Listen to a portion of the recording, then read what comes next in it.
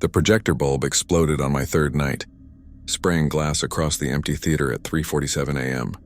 That was when I realized the Phantom Cinema was not just another late-night job. My name is Paul, and I am 23 years old. I took the graveyard shift at the Phantom Cinema in Ashwood Hollow, a decaying town in northern Maine that most maps have forgotten.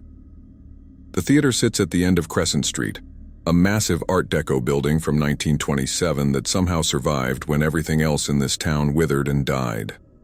The marquee still lights up every night, casting red and gold shadows across the empty street, advertising films that stopped playing decades ago. I needed the money. Student loans were crushing me, and day jobs in Ashwood Hollow were non-existent. When I saw the ad in the local paper, "Night attendant wanted, Phantom Cinema, midnight to 6 a.m., 25-hour," I called immediately. The pay was suspiciously good, but I was desperate. The manager, a thin man named Ian who looked about 60 but moved like he was much older, hired me on the spot. He did not ask for a resume. He did not check my references.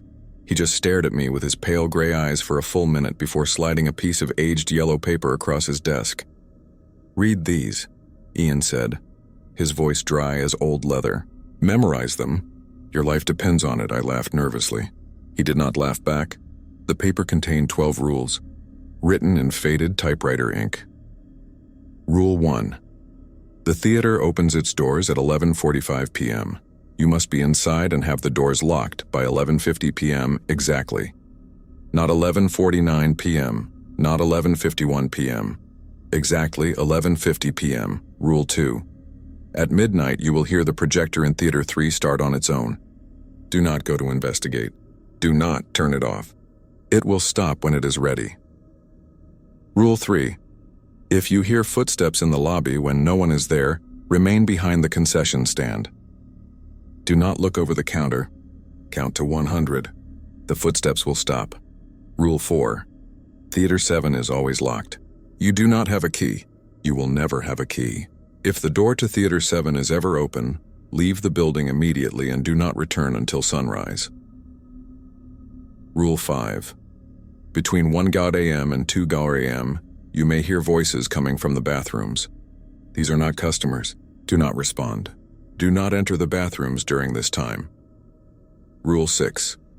If the film reels in the storage room begin to unwind themselves, gather them calmly and place them back in their cases. Speak to them softly. Tell them you are there to help. They will settle.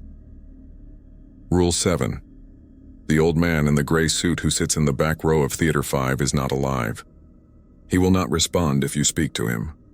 Leave him undisturbed. He means no harm if you leave him undisturbed. Rule 8. At 3:30 a.m., check all the theaters. Count the seats. If any theater has more seats than it should, leave that theater immediately and do not return until 4 a.m. Rule 9. Never watch the films that play on their own. The images are not meant for living eyes. Rule 10. If you see a figure standing in the projection booth of any theater, do not make eye contact. Walk backward out of the theater.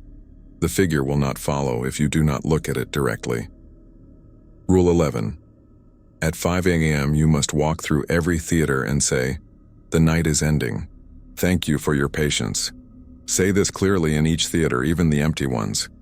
Rule 12. Leave the building by 6 a.m., not a minute later. If you are still inside when the sun touches the front doors, you will not be able to leave. I stared at the list, waiting for Ian to smile, to tell me this was some elaborate joke they played on new hires. He did not smile. "These are not suggestions," Ian said. "These are not guidelines. These are the rules that keep you alive. My predecessor did not follow them." We found his body in Theater 7. The door was open. "What killed him?" I asked, my mouth suddenly dry. "No one knows." The coroner said his heart simply stopped. "But his face..." Ian trailed off, his eyes distant. His face was frozen in a scream, and his eyes were gone. Not removed, just gone, empty sockets. I should have walked out. Every instinct screamed at me to leave, to find any other job, to live in my car if I had to. But $25 an hour, in Ashwood Hollow, that was a fortune. "I will take the job," I said. Ian nodded slowly. "Then I will see you tonight. 11:45 p.m. sharp. Do not be late." I arrived at 11:40 p.m., 5 minutes early. The Phantom Cinema looked different at night, older somehow, as if the darkness added decades to its already ancient frame. The marquee flickered, the bulb spelling out, "Now showing the end of all things," in stuttering red light. I had not seen that title listed anywhere. Ian was waiting by the front doors holding a large brass keyring. He looked even more exhausted than he had during the interview, his skin the color of old parchment. "You came," he said, and I could not tell if he was surprised or disappointed. "I need the money," I replied. He handed me the keys. "The large brass key is for the front doors. The silver ones are for the storage rooms. The small gold key is for the office. Do not lose them. We cannot make copies." "Why not?" Ian looked at me like I had asked why the sky was blue. "Because the locksmith who made them died in 1952. These are the only keys that work. The locks will not accept any others." We tried. He walked me inside and the smell hit me immediately. Old carpet, stale popcorn, and something else. Something like copper and rot that made my stomach turn. "You will get used to the smell," Ian said, reading my expression. "Or you will not. Either way, you will stop noticing it." The lobby was enormous, all red carpet and gold trim, with a massive chandelier hanging from the ceiling like a crystal spider. Ancient movie posters lined the walls, films from the 20s and 30s, their titles in elaborate fonts, their stars long dead. The concession stand was a work of art, all polished wood and brass fixtures. The popcorn machine, a beautiful antique that looked like it should be in a museum. Behind the stand was the office, a small room with a desk, a phone, and a wall of monitors showing grainy black and white feeds from cameras throughout the theater. "The cameras are old," Ian explained. "They do not record. They only show you what is happening now. Sometimes they show you things that are not really there. Sometimes they do not show you things that are." "That is not comforting," I said. "It is not meant to be. This job is not about comfort. It is about survival." Ian showed me the rest of the building. 8 theaters in total, each one a cavernous space with rows of worn velvet seats and massive screens. The projection booths were accessed by narrow staircases, each booth filled with antique projectors that looked like they belonged in a steampunk film. Theater 7 stood at the end of the hallway. Its door a heavy slab of dark wood with no window, no number plate, nothing to identify it except its position. A thick chain was wrapped around the handle, secured with a padlock the size of my fist. "Theater 7, Ian said quietly. "Remember the rule. If the door is ever open, you leave immediately." "What is in there?" I asked. Ian was silent for a long moment. "I do not know. I have never opened it. The previous night attendant did. That is how we found him. The door was open and he was inside, dead on the floor. We sealed it after that. No one goes in. No one ever goes in."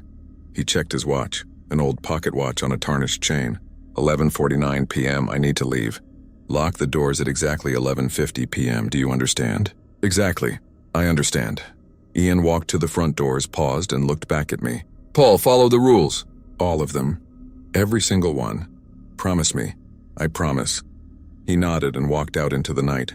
I watched him get into an old station wagon and drive away, his taillights disappearing into the darkness. I was alone. I checked my phone. 11:49 p.m. 30 seconds. I walked to the front doors, the brass key heavy in my hand. 15 seconds. I inserted the key, my hand trembling slightly. 5 seconds. I turned the lock at exactly 11:50 p.m. and I heard it. A deep, resonant click that seemed to come not from the lock but from the building itself. The chandelier flickered. Just once. Then the light steadied. I walked back to the concession stand, pulled out the list of rules, and set it on the counter where I could see it clearly. Rule 2 said at midnight, the projector in Theater 3 would start on its own. I had 10 minutes. I made myself busy, checking the popcorn machine, organizing the candy boxes, anything to keep my hands from shaking. The building was silent except for the hum of the old refrigerator behind the concession stand and the occasional creak of settling wood. PM. 5 minutes. I stared at the monitors. 8 screens, 8 theaters. All empty, all dark. The cameras showed nothing but rows of seats fading into shadow. Count PM. I could feel my heartbeat in my throat. This was ridiculous. It was just an old building. Old buildings made noise. There was nothing supernatural about midnight. The projector in Theater 3 roared to life. I could hear it clearly. Even from the lobby, the mechanical whir of reels spinning, the click, click, click of film running through the gate, and then light. The monitor for Theater 3 bloomed white as the projector threw its beam onto the screen. My hands gripped the counter. Rule 2 said, "Do not investigate. Do not turn it off. It will stop when it is ready." But I had to look. I had to see what was playing. I walked to Theater 3, my footsteps echoing in the empty hallway. The door was closed. I pressed my ear against it and heard music, old orchestral music, the kind that accompanied silent films. And underneath it, something else. Whispering. Dozens of voices all whispering at once, too low to make out words, but loud enough to make my skin crawl. Rule 2. Do not investigate. Do not turn it off. I backed away from the door and returned to the lobby. On the monitor, Theater 3 was filled with light from the projector, but I could not see what was playing on the screen. The camera angle was wrong, or maybe the camera simply refused to show me. The projector ran for exactly 33 minutes. Then it stopped. The light cut out. The theater went dark again. Silence. I exhaled. I had not realized I had been holding my breath. Triem. I had survived the first rule. I made a pot of coffee in the tiny office break room, using an ancient percolator that looked like it predated World War II. The coffee tasted like battery acid in desperation, but it was warm and caffeinated, and that was all that mattered. 15. I was organizing the candy boxes when I heard them. Footsteps in the lobby, heavy footsteps, deliberate, walking slowly across the carpet from the front doors toward the concession stand, but I was alone. The doors were locked. No one could get in. Rule 3.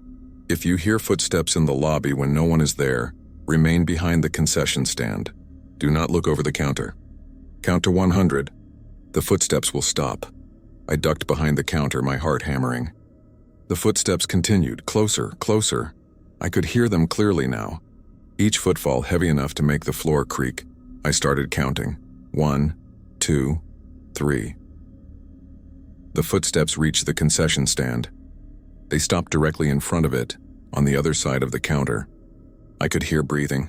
Slow, raspy breathing like someone with damaged lungs struggling for air. 15, 16, 17.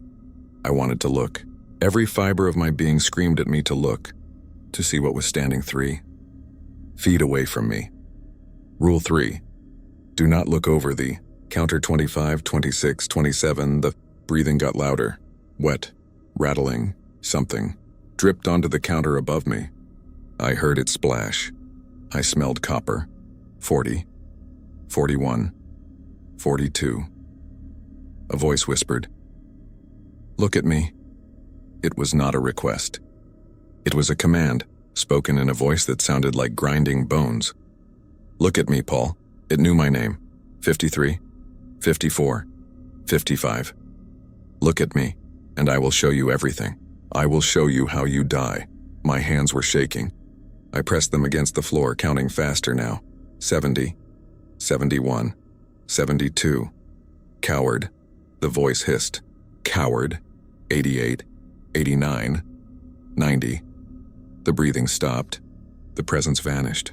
I felt it leave the way you feel pressure release from your ears when you ascend from deep water. 98, 99, 100. Silence.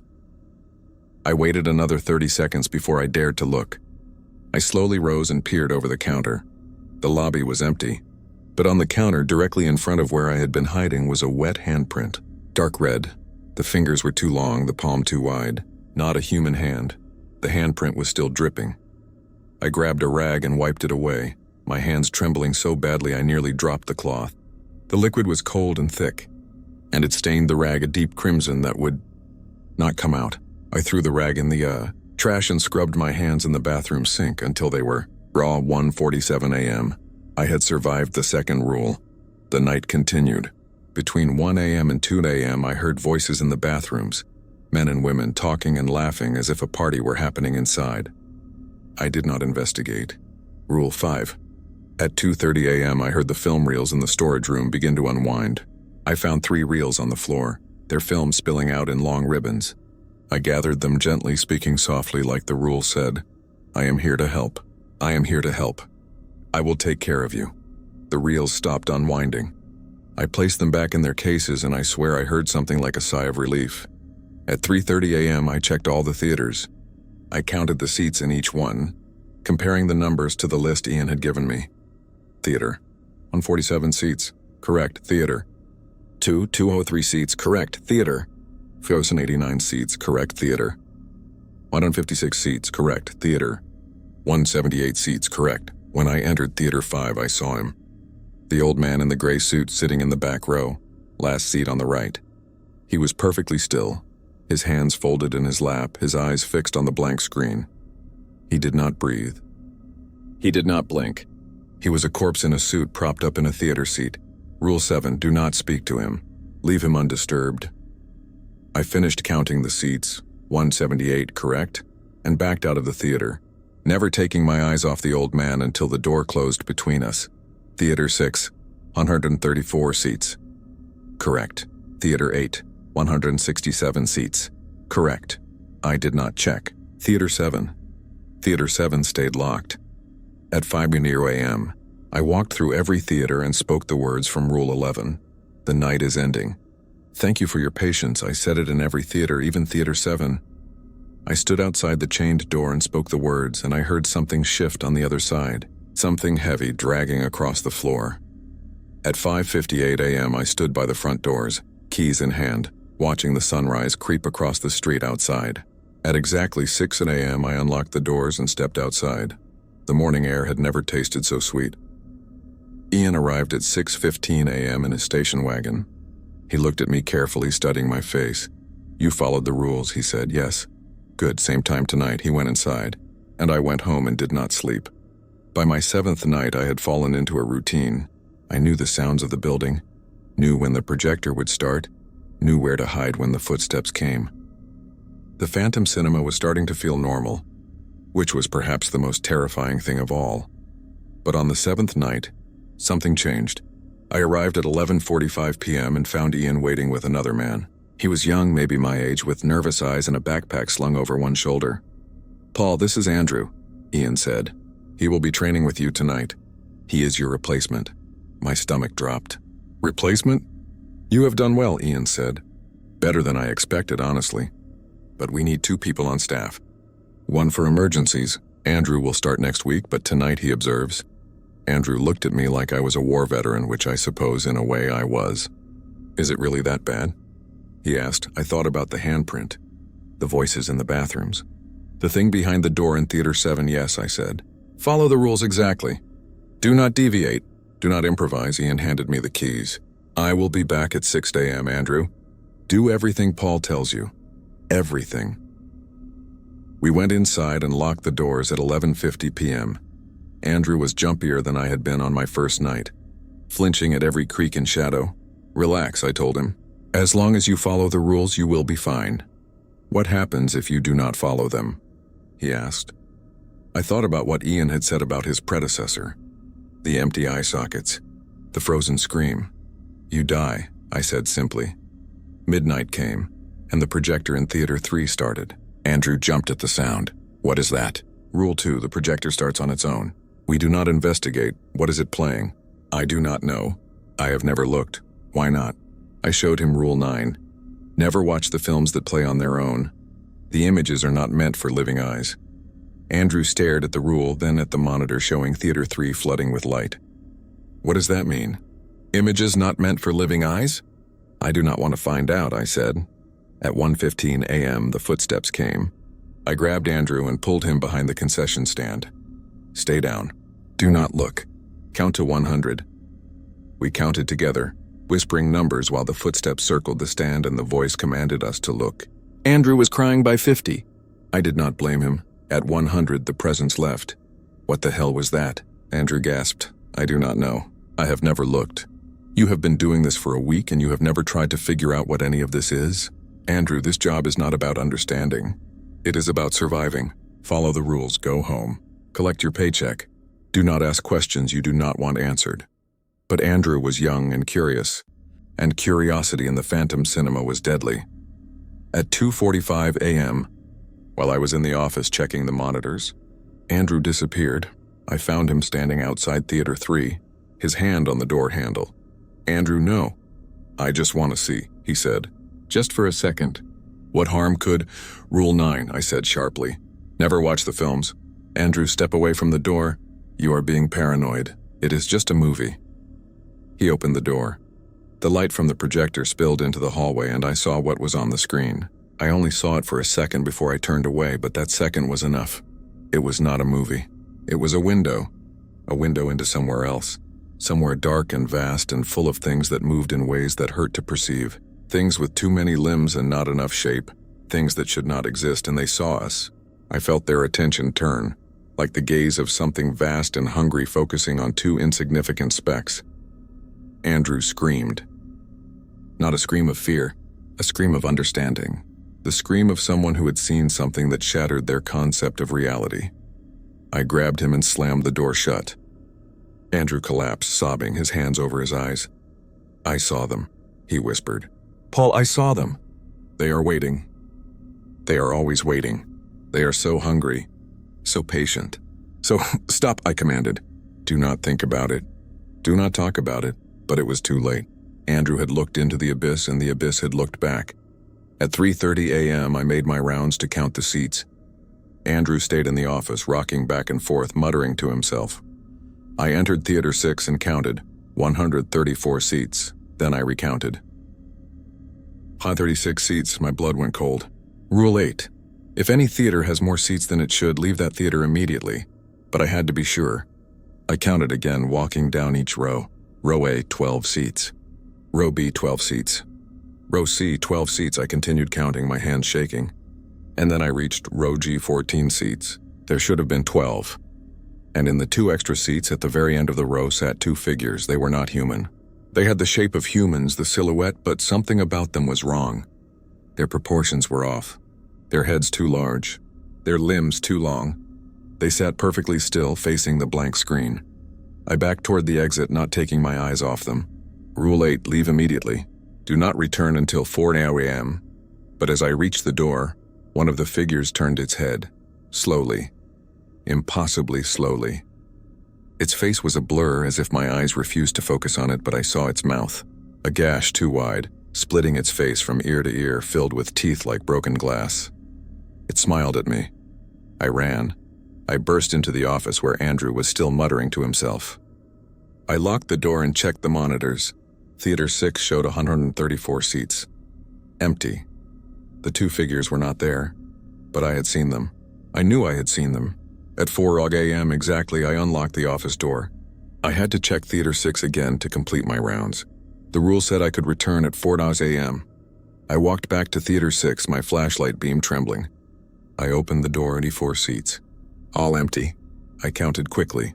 Row G, 12 seats, correct. Whatever had been there was gone. At 5 a.m., I did my announcement in every theater. Andrew came with me this time, staying close behind me like a frightened child. When I spoke the words outside Theater 7, "The night is ending. Thank you for your patience," and we heard it clearly, both of us, scratching. From inside Theater 7, long, slow scratches, like nails dragging down wood, and then a voice, muffled by the door but clear enough to understand. "Let me out." It was a man's voice, desperate, pleading. "Let me out, please. I have been in here so long. Please." Andrew reached for the chain. I grabbed his wrist. "No. Someone is trapped in there," Andrew said. "No one is trapped in there. That is not a person." "How do you know?" "Because no one could survive in there. No food, no water. The door has been chained for months. Whatever is in there is not alive." The scratching grew more frantic. "Please, please, it hurts. It hurts so much. Let me out. Let me out." I pulled Andrew away from the door and we left. Behind us, the scratching continued and the voice began to scream. At 6 a.m., we left the building. Ian was waiting outside. He took one look at Andrew's face and sighed. He looked, did he not? "He opened the door to Theater 3, I said. Ian closed his eyes. "Andrew, you cannot work here." "I am sorry. What you saw will follow you. You will need to leave Ashwood Hollow tonight. Do not stay in this town." "What? Why?" Andrew asked. "Because they saw you too. And now they know where you are. Go home, pack your things. Drive until you reach another state. Do not look back. Andrew stared at Ian, then at me. He saw the truth in our faces. Without another word, he ran to his car and drove away, tires squealing. Ian turned to me. You did not look? I turned away in time. Good, that saved your life. He paused. Theater 6, you saw the extra seats? Yes, 2 figures. One smiled at me. Ian nodded slowly. The audience. That is what I call them. They come sometimes to watch. They are not dangerous unless you sit with them. Never sit in their seats. What are they? I do not know. Ghosts, demons, something older. It does not matter. They follow the rules and we follow the rules and everyone survives. Ian, what is this place? What is the Phantom Cinema, really? Ian looked at the building, his expression unreadable. It is a door, Paul. A thin place where the walls between worlds are weak. And we are the doorkeepers. We make sure nothing comes through. We make sure the door stays closed. What is behind the door in Theater 7? Ian was silent for a long moment. Everything that should stay forgotten. Everything humanity was meant to avoid. The previous attendant opened it and something came out. We managed to push it back in and seal the door. But it waits. It always waits. Why do you keep this place open? Why not just tear it down? Because destroying the building would destroy the door. And if the door is destroyed, everything behind it would be freed. The Phantom Cinema is not a prison, Paul. It is a cork in a bottle. Remove the cork and the bottle spills. We stood in silence as the sun rose higher. Same time tonight? Ian asked. I thought about Andrew fleeing town. I thought about the thing behind the door in Theater 7. I thought about the figures in Theater 6 and the handprint on the counter and the voice that knew my name. I thought about my student loans. Same time tonight. I said 2 weeks in and I was a veteran. The sounds did not frighten me anymore. The footsteps, the voices, the projector starting on its own, they were just part of the job. I followed the rules and the rules kept me safe. But on the 14th night, I made a mistake. It was 3:47 a.m. I was in the projection booth of Theater 2, checking the old equipment like I did every night. The projectors were antiques, beautiful machines of brass and glass that weighed hundreds of pounds each. I was inspecting the film transport when I heard footsteps on the stairs behind me. Someone was coming up to the booth. I turned and there was a man standing in the doorway. He was in his 40s, wearing a tattered usher's uniform from decades ago. His face was gray, his eyes sunken and dark. Excuse me, he said, his voice hollow. Do you know what time the next showing starts? I remembered Rule 10. If you see a figure standing in the projection booth of any theater, do not make eye contact. Walk backward out of the theater. But I had already made eye contact. I had already responded to him with my body language, turning to face him. I need to leave, I said, backing toward the door at the other end of the booth. There were 2 doors. One he had come through, one leading to the other staircase. Please, the figure said, taking a step forward. I have been waiting so long. When does the next showing start? I do not know. I continued backing away, but you work here. You must know. Another step forward. His movements were jerky, unnatural, like a puppet pulled by strings. I am just the night attendant. The night attendant. His head tilted at an angle that was all wrong. You see things at night, do you not? You see us? I reached the second door and grabbed the handle. Locked. The figure smiled, revealing black gums and teeth that looked like they had been filed to points. You made a mistake. You looked at me. You spoke to me. Now we are connected. I am sorry. I have to go. You cannot go. You broke the rule. The rules are contracts, you see. Sacred contracts. Break them and the protection is void. He took another step forward. The temperature in the booth dropped. I could see my breath. When you leave tonight, the figure whispered, I will follow you. I will follow you home. I will wait outside your window. And every night I will get a little closer. Until one night, you will wake up and I will be standing beside your bed. And then, Paul, you will finally know what time the next showing starts. He lunged. I threw myself through the locked door. It should not have opened. It was locked. But it opened anyway, and I tumbled down the stairs, landing hard on the theater floor. Above me in the projection booth, I heard the figure laughing. I ran back to the office and checked the monitors. The projection booth in Theater 2 was empty, but I knew the truth. I had broken Rule 10. I had made eye contact. I had spoken to it, and now it would follow me. The rest of the night passed normally. I completed my duties, spoke the announcement at 5 a.m. and left at 6 a.m. exactly. Ian was waiting. He took one look at my face and knew which rule. 10, I said quietly. I made eye contact with a figure in the projection booth. I spoke to it. Ian went very pale. Paul, I know. It said it will follow me home. Ian was silent for a long moment. Then you cannot go home. Not until we fix this. How do we fix it? I do not know. No one has broken Rule 10 and lived long enough to tell me how they fixed it. He paused. Go to my house. You will be safe there until tonight. There are protections around my property. Old protections. The things from the theater cannot enter. He gave me his address and keys. I drove to his house, a small cottage on the outskirts of Ashwood Hollow, surrounded by a fence made of iron spikes. Strange symbols were carved into every fence post. The air around the property felt different, heavier, safer. I slept fitfully, dreaming of the figure with filed teeth standing at the foot of my bed, asking over and over, what time does the next showing start? I returned to the Phantom Cinema at 11:45 p.m. Ian was waiting with someone I had not seen before, a woman in her 70s, with silver hair and sharp eyes. She wore layers of necklaces, each hung with strange charms and symbols. This is Margaret, Ian said. She is a specialist. A witch? Margaret corrected, her voice surprisingly strong. Let us not dance around it. You broke a rule, boy. Now something has attached itself to you. I'm here to sever that attachment. How? I asked. By giving it what it wants. Margaret led me inside after we locked the doors. She carried a large canvas bag filled with items I could not identify, bundles of dried herbs, jars of liquid, and a book bound in leather so old it looked like it might crumble to dust. The figure asked you a question, Margaret said. What time does the next showing start? That is what it wants, an answer. These things are bound by transactions. Questions and answers. Debts and payments. You give it an answer, the contract is fulfilled, and it must release you. But I do not know what time the next showing starts. There are no showings, Margaret smiled grimly. Oh, but there are. Every night, midnight, Theater 3. The projector starts itself, does it not? That is the next showing. It has been showing the same film every night for decades. But what film? The film that should not exist. The film that was shot here in 1927 on opening night when something went terribly wrong. She opened her book and began reading in a language I did not recognize. The air in the lobby grew colder and the lights flickered. At midnight, the projector in Theater 3 roared to life as it always did. Now, Margaret said, we go to Theater 3. We confront the figure, and you give it the answer. But Rule 2 says never investigate Theater 3 when the projector starts. Rules can be broken when there is no other choice, Margaret said. Sometimes survival requires sacrifice. Come. We walked to Theater 3. Ian stayed in the lobby watching the monitors.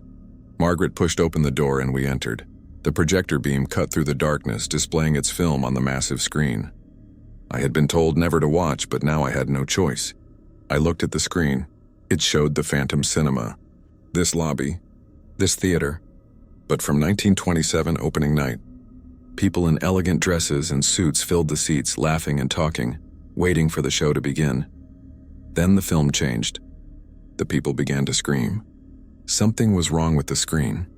It was rippling, bulging, as if something were pushing through from the other side. And then it tore. Something came through. Something massive and dark that moved like oil and smoke. It flowed into the theater and the people ran. But the doors were locked.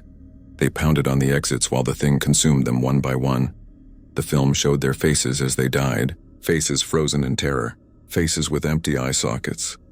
The premiere, Margaret whispered. A director named Victor Ashwood tried to film something from the other side. He succeeded, and what he filmed came through. 147 people died that night. The theater was shut down, then reopened under new ownership. But the film remained, playing every night at midnight for an audience that no longer exists.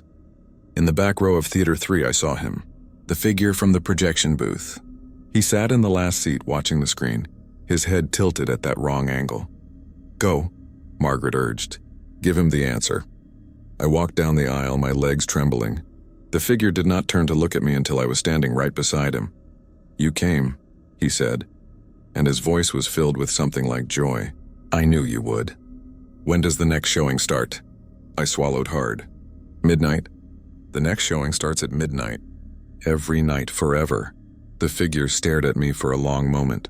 Then he smiled, a genuine smile this time, not the predatory grin from before. "Thank you," he whispered. "I have been waiting so long to know. I was an usher here, you see. Opening night 1927. I died in this theater when that thing came through, but I could not leave. I had a job to do. I had to tell people when the next showing started, but no one would answer me. No one would tell me, until you." His form began to fade, becoming translucent like smoke in sunlight. "I can go now," he said. "Thank you, Paul, thank you for setting me free." And then he was gone. The projector sputtered and stopped. The film caught in the gate, melted, and went dark. For the first time in decades, Theater 3 was silent at midnight. Margaret nodded with satisfaction. "It is done. The attachment is severed. You are free." We left Theater 3 and returned to the lobby. Ian was staring at the monitors in shock. "The projector stopped," he said.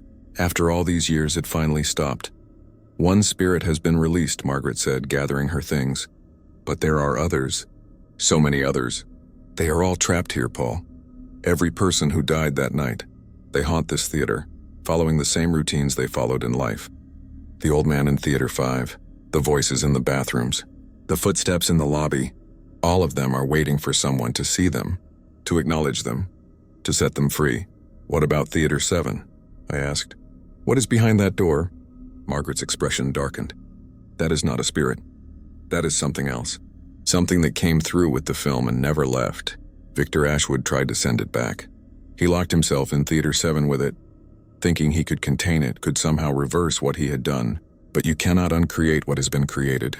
The thing killed him and stayed, waiting, always waiting for someone to open the door. What happens if it gets out? Then Ashwood Hollow dies.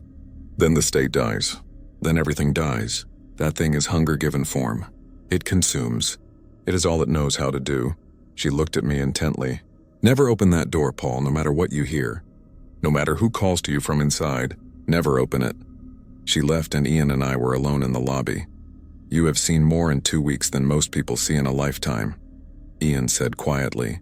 "You could quit, walk away. Find a normal job in a normal town." I thought about it. I really did. But something had changed in me. I understood now what this place was. Not just a theater. Not just a job. It was a vigil. A sacred duty. We were the ones standing between the darkness and the world. "I will stay," I said. Ian smiled. The first real smile I had ever seen from him. "Then you are braver than I thought. Or more foolish. Perhaps both."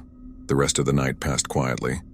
Theater 3 remained dark. No projector, no film. Just silence. At 5 a.m. I made my announcements. When I reached Theater 3 and spoke the words, "The night is ending. Thank you for your patience," and I heard something. A whisper, soft and grateful. "Thank you." It was the usher. Wherever he was now, he had heard me. And he was grateful. A month into the job, and I had learned to navigate the phantom cinema like a sailor navigating dangerous waters. I knew which floorboards creaked, which shadows moved, which sounds were dangerous and which were merely unnerving. Ian had told me more about the theater's history. It had been built by a consortium of wealthy investors in 1927, designed to be the crown jewel of Ashwood Hollow. The premiere was supposed to be a grand affair, with dignitaries and celebrities from across the country.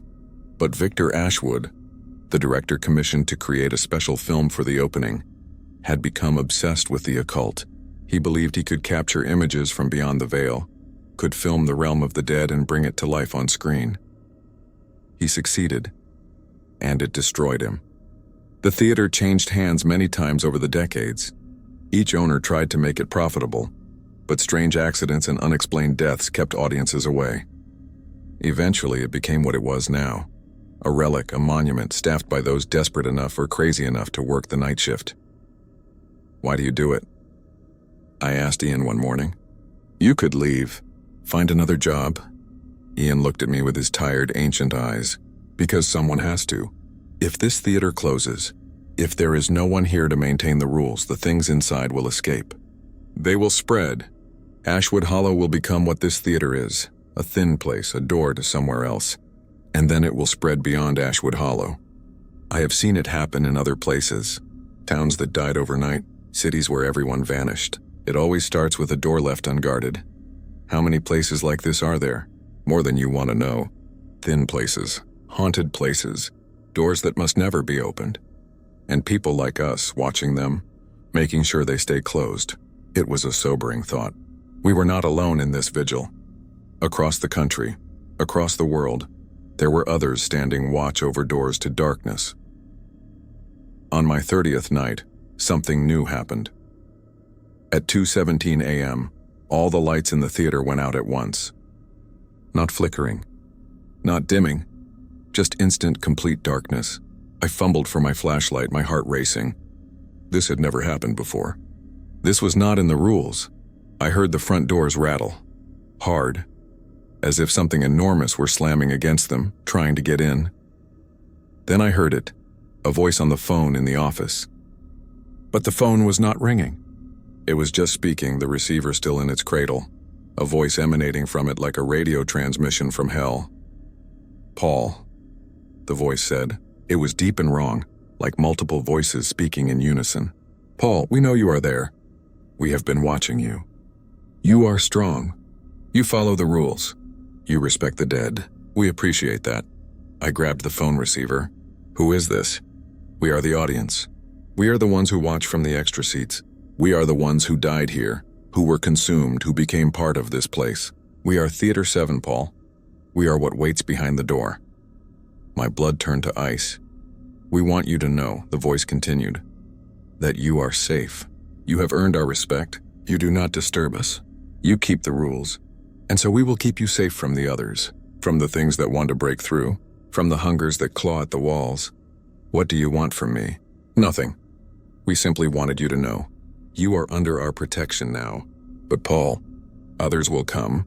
Others who do not follow the rules. Others who will try to open doors that should stay closed. When they come, you must stop them. By any means necessary." "What do you mean, others?" "They are coming. 3 nights from now. People who believe they can control what lives here. People who think they can harness the power of thin places. They will try to open Theater 7. You must not let them." The line went dead. The lights came back on. Everything was normal again, except nothing would ever be normal again. I told Ian what the voice had said. He went pale. "Occultists," he said. "People who think they can command spirits. Control demons. Harness dark powers for their own purposes. They have tried before. They always fail. And they always make things worse. What do? We prepare. And we hope the audience was telling the truth about protecting you." At 11:45 p.m. on the 33rd night, they arrived.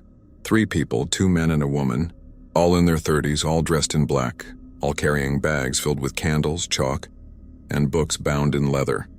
They knocked on the front door at 11:47 p.m. I did not answer. Rule 1 said lock the doors at exactly 11:50 p.m. I was not going to let them in. But at 11:49 p.m., the locks clicked open on their own. The doors swung wide, and the 3 occultists walked inside. "Thank you for the invitation," the woman said, smiling at me. Her eyes were cold. "We have been waiting for this theater to accept us. You need to leave," I said. "Now, before midnight." "Oh, we will leave," one of the men said. His name tag read David. "But not before we claim what we came for. There is power here, old power, power that can be controlled by those who know the proper rituals." "You do not know what you are doing," I said, backing toward the office. "There are rules. You have to follow the rules." "Rules are for the weak," the woman said. Her name was Max, or at least that was what the other man called her. "We make our own rules." They walked toward Theater 7. "No," I said, running in front of them. "You cannot open that door. You will kill us all." David pulled out a knife. "Move or I will move you." Before I could respond, the lights went out again. In the darkness, I heard screaming. Not from me. From them. The lights came back on, and the 3 occultists were on the ground, covered in scratches and bites, as if they had been attacked by invisible animals. Blood poured from dozens of wounds. The woman, Max, was crying. What are they?" "The audience," I said quietly. "The ones who died here. They protect this place. And they protect me." More scratches appeared on their skin, deepening, multiplying. The 3 occultists screamed and ran for the front doors. They burst outside into the night, and I heard their car start and speed away. The lights stabilized. The theater was quiet again, On the monitor for Theater 5, I saw the old man in the gray suit. He was standing now facing the camera. He raised one hand in a small wave. Then he sat back down and returned to watching the blank screen. "Thank you," I whispered. 2 months in, and the Phantom Cinema felt like home. A terrifying, haunted home filled with ghosts and monsters, but home nonetheless. Ian told me I was the longest-lasting night attendant in 20 years. Most quit after a week, some after a single night. A few broke the rules and disappeared, their fates unknown. But I survived because I understood something fundamental. The Phantom Cinema was not evil. It was a prison, yes. A thin place, yes. A door to darkness. But the spirits here were not malicious. They were trapped, suffering, desperate for acknowledgement and release. And the thing in Theater 7, that was different. That was pure hunger, pure consumption. But as long as the door stayed closed, it could not hurt anyone. I began to experiment, cautiously, with helping the spirits. When I heard the voices in the bathrooms between 1 a.m. and 2 a.m., I stood outside the door and said, "I hear you. I know you are there. You are not forgotten." The voices grew quieter, calmer. Some nights they sounded almost happy. When the film reels unwound themselves, I did not just gather them. I sat with them, talking softly, telling them about the outside world, about movies that had been made since they died, about how cinema had evolved. The reels stopped unwinding as often. When I saw the old man in Theater 5, I nodded to him respectfully. Once I sat a few rows ahead of him and said, "The movies were better in your day. I have seen the films from 1927. They had artistry. They had soul." I never heard him respond. But sometimes when I left Theater 5, I would find old movie tickets placed carefully on the floor. Tickets from 1927 perfectly preserved, as if someone were showing me his memories. The Phantom Cinema was changing, slowly. The atmosphere was less oppressive. The shadows less menacing. The spirits were beginning to trust me. Except for Theater 7. Theater 7 never changed. The scratching continued every night at 5 a.m. The voice still called out, begging to be released. But the chain held and the door stayed closed. 3 months. I had worked at the Phantom Cinema for 3 months, longer than anyone in modern memory. Ian was aging rapidly. The job was killing him. He told me he had been the day manager for 15 years, and every year took a decade from his life. The constant exposure to the thin place, even during daylight hours, was draining him. "I will not last much longer," he told me one morning. "Maybe another year, maybe less. When I am gone, you will need to find someone to replace me, someone strong, someone who believes. I will find someone," I promised. On the 90th night, something miraculous happened. At midnight, the projector in Theater 3 started as always. But this time, when it stopped at 12:33 a.m., I heard applause. Soft, distant applause, like an audience clapping from far away. I checked Theater 3 on the monitor. The seats were empty, but I could hear them. The audience from 1927, the ones who died, they were applauding the film they never got to see properly. The film that killed them. They were finding peace. Over the following nights, more spirits began to fade. The voices in the bathroom grew fewer. The footsteps in the lobby came less frequently. The audience in Theater 6 appeared only occasionally. The Phantom Cinema was releasing its dead all except one. 4 months. The Phantom Cinema was almost peaceful now. Most of the spirits had moved on. Even the old man in Theater 5 had vanished, leaving behind a single movie ticket on his seat as a goodbye. But Theater 7 remained sealed. And the thing inside grew more agitated. The scratching became pounding. The voice became screaming. It knew the spirits were leaving. It knew it was being left alone. And it was furious. "Let me out," it roared every night at 5 a.m. "Let me out or I will tear this place apart." The door shook in its frame. The chain rattled. But the seal held. One night, Ian pulled me aside. "Paul, I need to tell you something. About Theater 7. About what is really in there." We sat in the office and Ian told me the full story. Victor Ashwood did not just film the other side, Ian said. He tried to bring something through. A specific entity. Something old. Something that existed before humanity. Before life as we know it. He thought he could control it. He thought he could bind it and use its power to make the greatest films ever created. But he could not control it. No. It killed everyone at the premiere. It fed on their fear, their deaths, their souls. And when it was done, it retreated into Theater 7. Victor followed it inside, trying to banish it, but it killed him too. The entity has been trapped in that theater ever since, sealed by rituals Victor performed with his dying breath. What happens if the seal breaks? Ian looked me dead in the eyes. Then it feeds again. And it will not stop with Ashwood Hollow. These things grow stronger with each death. If it escapes, it will spread across the state, across the country, maybe across the world. It will consume everything. Then we make sure the seal never breaks, and Paul, the seal is weakening. I can feel it. Every year it gets weaker. Every decade the door shakes a little harder. Eventually it will break. And when it does, someone will need to go inside and reinforce it. You mean sacrifice themselves? Ian nodded slowly. Victor did it in 1927. He gave his life to create the seal. Someone will need to do it again, maybe in 10 years, maybe in 50. But someone will have to make that choice. We sat in silence, the weight of that knowledge crushing us both. 5 months. The Phantom Cinema was quiet now. Almost all the spirits had moved on. The projector in Theater 3 never started anymore. The bathrooms were silent. The lobby was empty. Only 2 things remained. Me and the thing in Theater 7. I could feel it watching me through the door. Feel its hunger pressing against the seal, probing for weaknesses. And I understood finally what my true purpose was. I was not just a night attendant. I was a guardian, a keeper of the seal. And one day when the seal failed, I would need to make a choice, but not yet. Not tonight. Tonight I would follow the rules. I would lock the doors at 11:50 p.m. I would make my rounds. I would speak my announcement at 5 a.m. I would leave at 6 a.m. I would survive. And I would stand watch. Because someone had to. Because the door must never open. Because the thing in Theater 7 must never escape. This is my job. This is my duty. This is my life now. I work at a movie theater after midnight. There are strange rules, and I follow them. Every single night. Because the alternative is the end of everything. 1 year. I had survived 1 full year at the Phantom Cinema. Ian passed away 3 weeks ago.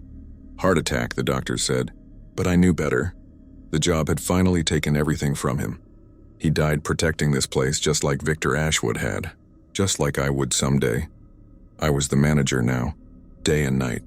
The new owner, a corporation that bought the theater as a tax write-off, did not care what I did as long as the property was maintained. They never visited. They never asked questions. I had hired a new night attendant. His name was Thomas, 22 years old, desperate for work. I gave him the same speech Ian had given me, showed him the same list of rules, watched him make the same choice I had made. He started next week. Tonight, I walked through the empty theaters alone. All the spirits were gone now. The Phantom Cinema was just a building again. Beautiful, historic, dead. All except Theater 7. I stood outside the chained door and listened. The scratching had stopped weeks ago. Now there was only silence. But I could feel it in there, waiting. Patient, eternal. Not tonight, I whispered to the door. Not ever, if I can help it. I completed my rounds, made my announcement, and left at 6 a.m. as the sun rose over Ashwood Hollow. My car was in the parking lot. I got in, started the engine, and sat there for a moment looking at the Phantom Cinema in the dawn light. It looked almost normal, almost safe, but I knew the truth, and I would spend the rest of my life making sure no one else had to learn it. I pulled out of the parking lot and drove home, ready to sleep, ready to return tomorrow night, ready to stand watch for another year, another decade, however long it took, because someone has to guard the door. Someone has to follow the rules. Someone has to make sure the darkness stays contained. That too. Someone is me. My name is Paul. I am 24 years old now, and I work at a movie theater after midnight. There are strange rules I follow every single one, because the alternative is unthinkable, and the door must never open. Never.